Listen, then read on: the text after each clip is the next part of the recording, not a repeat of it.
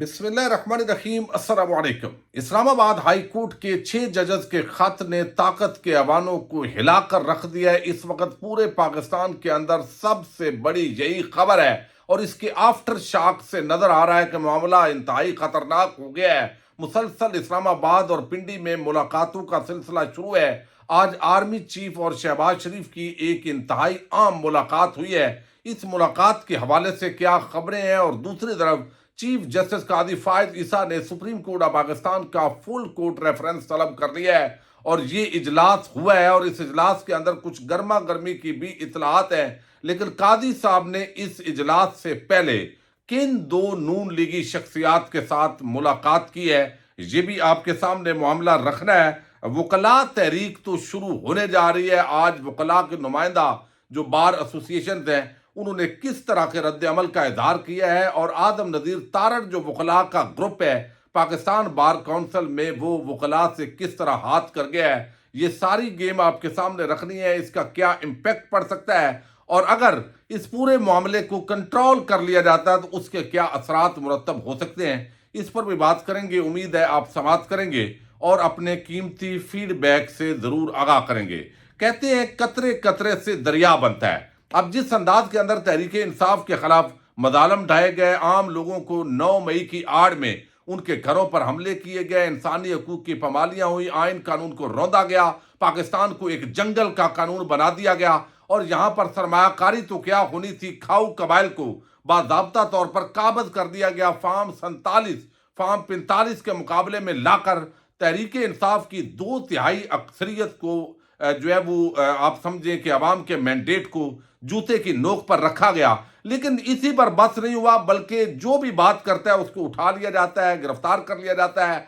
FIA, नैब, anti corruption, Punjab police, वो ऐसे लगता है कि इसी काम पे लगी हुई है और यही वजह है कि कच्चे के डाकू दंदराते फिर रहे हैं। दहशतगर्दी पाकिस्तान के अंदर मुसलसल इजाफा हो गया है। आज भी चाइना ने बड़ी आम साइट बंद कर दिया है कि जब तक सिक्योरिटी के हालात बेहतर नहीं होते हम ये जो है वो इसको आगे नहीं बढ़ा सकते।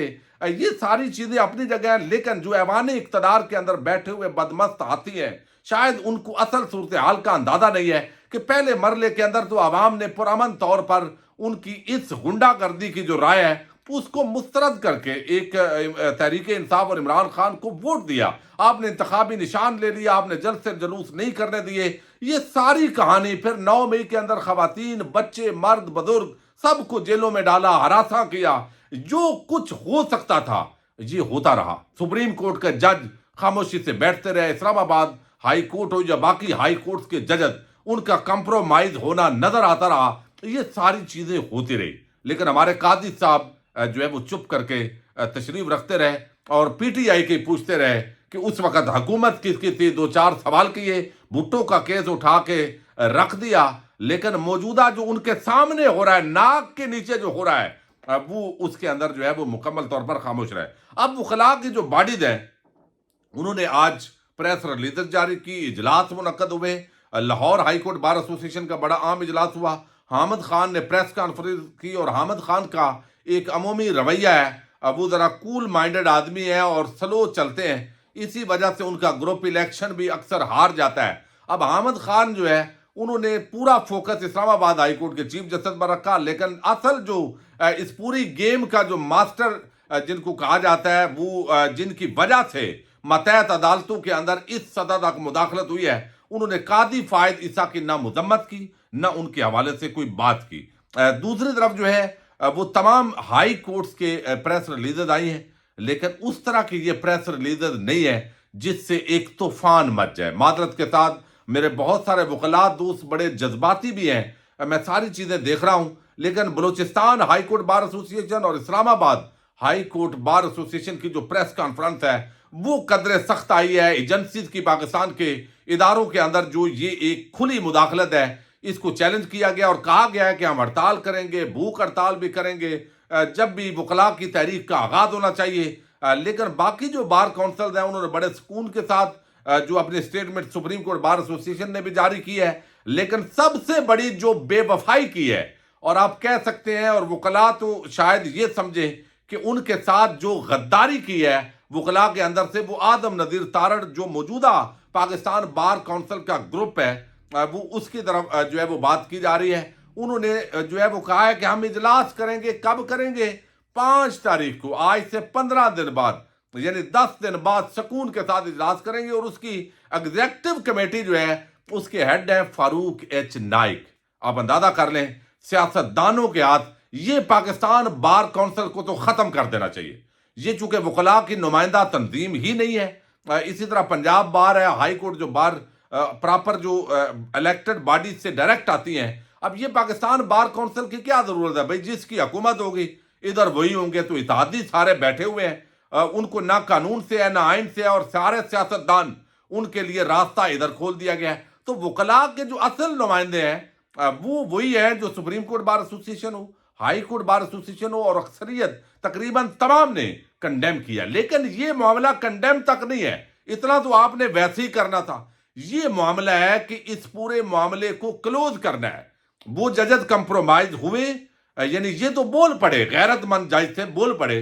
ब्यूरोक्रेसी के अंदर भी एक चट्ठा गैरतमंद था, बोल पड़ा। बाकी भी जैसे जैसे गैरतमंद लोग उठेंगे वो बताते रहेंगे हकायक को। बाकी ये कोई नया इंकशाफ तो नहीं है। अवाम को तो पहले पता है ये सारा कुछ धंधा हो कैसे रहा है, सिर्फ नाम लेके बोल कोई नहीं रहा। तो ये उन्होंने इसका जो है वो इजहार किया है। कौम बहरहाल जो है वो सोशल मीडिया पर ओवरऑल वो खड़ी हो गई है। और तहरीक इंसाफ के कायदीन ने आज एक प्रेस कॉन्फ्रेंस भी की है अपने दफ्तर के अंदर। काश उनके अंदर इतनी सेंस हो, जो इस वक्त लोग हैं वो सुप्रीम कोर्ट के सामने जाकर प्रेस कॉन्फ्रेंस करते, कादी की जो वो अदले जहांगीरी है उसको जरा जुम्बश देते, वहां पे प्रेशर बिल्ड होता। अगर शरायत दस्तूर पर खड़े होकर, वो एमएनएज भी हैं, वो साथ पार्लियामेंट के सामने खड़े हो जाते, शरायत दस्तूर के सामने वो जो एक यादगार बन रही है, और काजी साहब क्रेडिट लेके वहां आते हैं और तामीरात देख रहे हैं, उसको किसी ने चाटना है। अगर जिंदा होते हुए काजी साहब के आइन कानून को पामाल करके ये सारा खिलवाड़ होना है, तो ये ड्रामेबाजियों का क्या फायदा है? तो आज जो हमारे मोहतरम तहरीक इंसाफ के लीडरान हैं, पता नहीं कितने बेचारे कंप्रोमाइज हैं, कितने, कुछ हर एक का दिल गुर्दा इतना नहीं होता। उनको सुप्रीम कोर्ट के सामने आकर आज प्रेस कॉन्फ्रेंस करनी चाहिए थी, लेकिन आज भी वो अपने दफ्तर के अंदर मामले को लेके गए।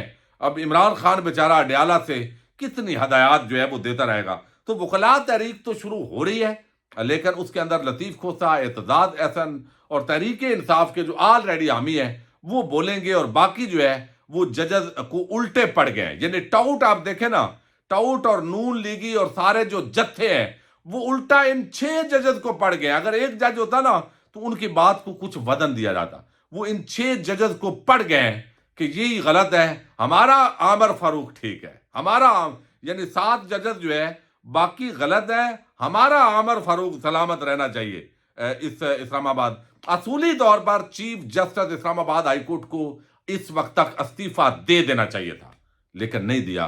काजी साहब को इस्तीफा दे देना चाहिए अगर वो अमल दरामद नहीं कर सकते।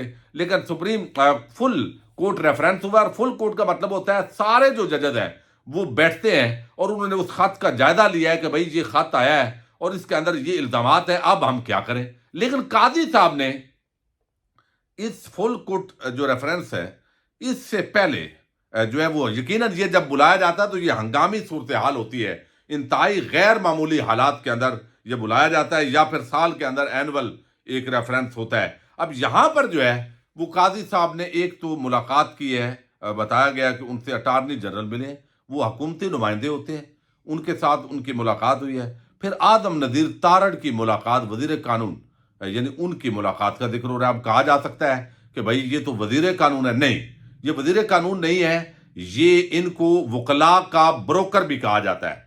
यानी ये एहसन बून और ये जो सारा ग्रुप है, जब से ये इस धंधे में आए हैं, इन्हीं की बुनियाद पर इनको नवाज शरीफ ने नवाजा है। यानी नून लीग नवाजती है ताकि ये वकला की सियासत पर इनका प्रेशर होता है, ये मफादात लेते हैं, उधर वकला को देते हैं, खाते हैं, पिलाते हैं, पीते हैं, पिलाते हैं। ये सारे काम जो है, खाना पानी इनका जो है वो चला रहता है। तो ये ज्यादा ये जो मुलाकात हुई है, इससे अंदाजा होता है कि काजी साहब कितने संजीदा हैं इस पूरे मामले के अंदर। अब मिट्टी कैसे डालनी है वो सारी ग्राउंड जो है वो बनाई जाएगी। बहरहाल फैजाबाद धरना केस के तनादर के अंदर काजी साहब के बारे में जो एक हवा खड़ा किया गया था آئین پسند جج کا وہ تو ڈڑام گر گیا ہے۔ اب جو فل ریفرنس ہے اس کے اندر کچھ گرما گرمی بھی ہوئی ہے، کچھ باتیں بھی ہوئی ہیں۔ یہ جو ہے وہ اشفاق صاحب، محمد اشفاق صاحب ہیں، دنیا نیوز کے رپورٹر ہیں، انہوں نے اس کو رپورٹ کیا، لیکن اس کی جو تفصیلات ہیں وہ ابھی نہیں آئی، تو لہذا اس پر ہم زیادہ بات نہیں کرتے۔ لیکن سپریم کورٹ بار ایسوسی ایشن، ہائی کورٹس کی جتنی بار ایسوسیشن ہیں ان کی طرف سے، اسلام آباد بار ایسوسیشن، اسلام آباد ہائی کورٹ بار ایسوسیشن، سب نے اس معاملے کو کنڈیم کیا ہے، اور پوری ڈیٹیل اس وقت پریس ریلیزز میرے سامنے موجود ہے، میں اختصار سے کام لے رہا ہوں۔ لیکن اس کے اندر جو ایک اور معاملہ ہے وہ بھی آج ہوا ہے۔ اب دیکھیے، ایک طرف یہ مسائل ہے، عوامی مینڈیٹ پہ کھلا ڈاکہ، پاکستان پر ناجائز قبضہ، اور حکومت بنا کے صدر، وزیر اعظم، وزیر اعلیٰ سب جال سازی کے ذریعے ان کا قابض ہونا، پنجاب کے وزیر اعلیٰ، وفاق کا، اور یہ قبضہ مکمل کرنے کے بعد سیکورٹی صورتحال بھی ہے۔ چائنا کے کل جس طرح وہ واقعہ ہوا ہے، چائنی لوگوں کے ساتھ 5 وہ اور 1 پاکستانی وہ ہوئے ہیں۔ اب یہاں پر جو ہے یہ داسو ہائیڈل پاور پروجیکٹ پر کام کرنے والے شہریوں پر شام میں دہشت، آج ایک اعلیٰ سطحی اجلاس ہوا ہے ہنگامی طور پر۔